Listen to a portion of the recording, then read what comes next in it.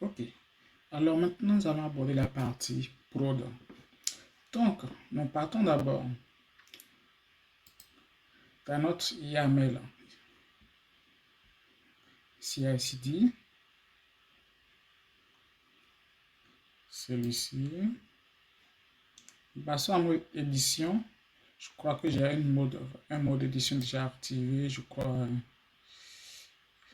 Non, pas là. Ici. Ok, je continue là où j'étais.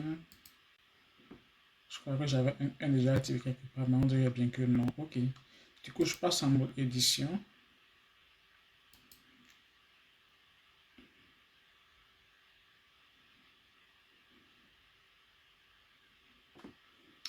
Et puis, je vais mettre en commentaire la partie deploy, puisque lui, on l'a déjà fait. Mettre en commentaire aussi la partie stop review. Et activer la partie prod.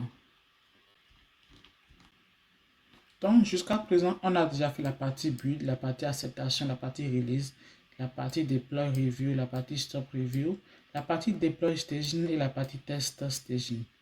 Maintenant, on va faire la partie deploy prod et puis test prod. On va l'activer. Parfait. Maintenant qu'on l'a activé, on va mettre en commentaire le chargement du YAML de review.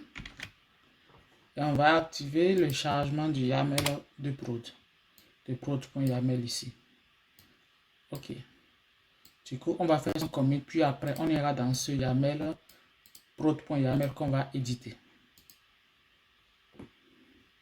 Ok. Donc maintenant, nous irons dans la prod.yaml.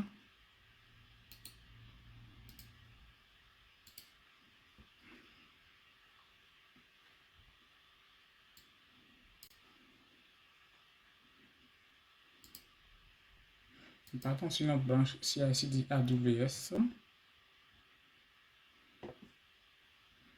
On part dans CI/CD config. On part dans prod. On ouvre le prod.yaml. On passe en mode édition.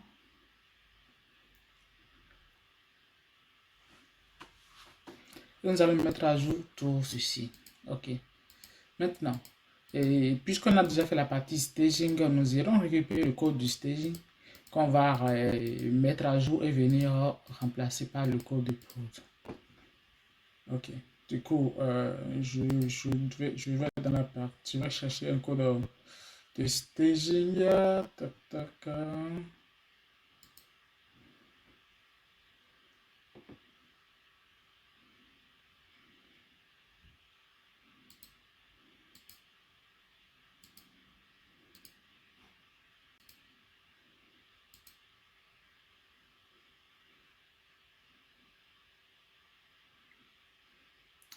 Je pars dans CI/CD.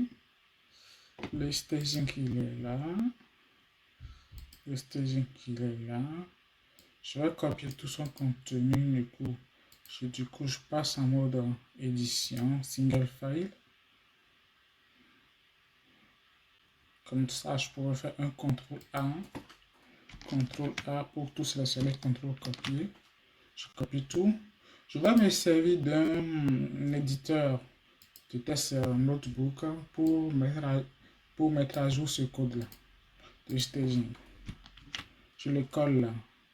Ok, maintenant, je vais vouloir remplacer partout où j'ai le mot staging en minuscule par prod en minuscule. Et aussi remplacer partout où j'ai le mot staging en majuscule par prod en majuscule. Ok. Donc, je fais un CTRL F.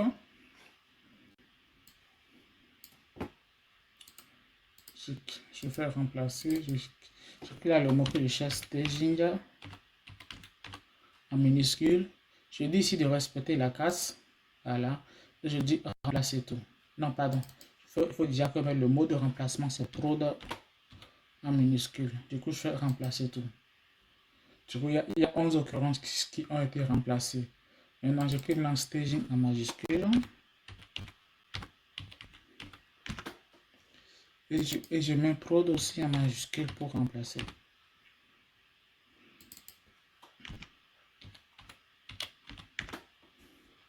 Ok, je fais encore remplacer tout.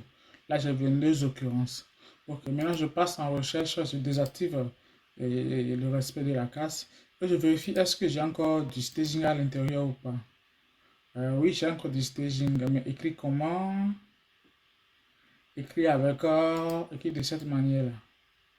Avec seulement le premier S qui est en majuscule. Je cherche, est-ce que j'ai un outil d'écriture? Ok, donc je vais respecter la case. Je viens là. Et je mets une prod avec P majuscule. Voilà, prod comme ça. Je fais remplacer tout. Ok, je reviens là. Je décoche la recherche de case. Je recherche encore.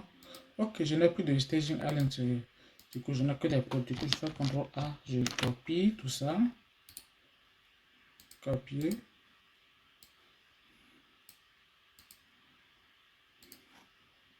Maintenant, je vais dans mon fichier de prod.yaml. Je viens dans mon fichier de prod.yaml. Je sélectionne tout ce qu'il y a à l'intérieur que je supprime. Et je colle mon code que j'ai modifié. Parfait. Donc, ceci étant fait, si je fais son commit là, ça va prendre le commit, oui, mais je n'aurai pas de serveur prod qui va se lancer parce que là, on a mis à jour le fichier YAML dans GitLab, mais dans notre code, lorsqu'on faisait le staging, il y avait des services qu'on utilisait et qu'on avait déjà créés sur AWS, notamment le cluster, le service et la tâche. Du coup, il faut qu'on ait créé également euh, ces points d'entrée, ces points de connexion là sur AWS. Il faut qu'on ait créé ces éléments là sur AWS pour la partie prod aussi, pour qu'ils puissent le prendre en compte. Notamment, on doit créer un service qui va s'appeler service F3 Prod. On va créer un cluster qui va s'appeler F3 Prod, ainsi de suite. Trois choses en particulier, il y a le cluster, la tâche qui va s'appeler tâche F3 Prod, F3 Prod et le service F3 Prod. Ok, allons faire ça. Donc déjà, je commit ici déjà pour sauvegarder le code que j'ai mis déjà.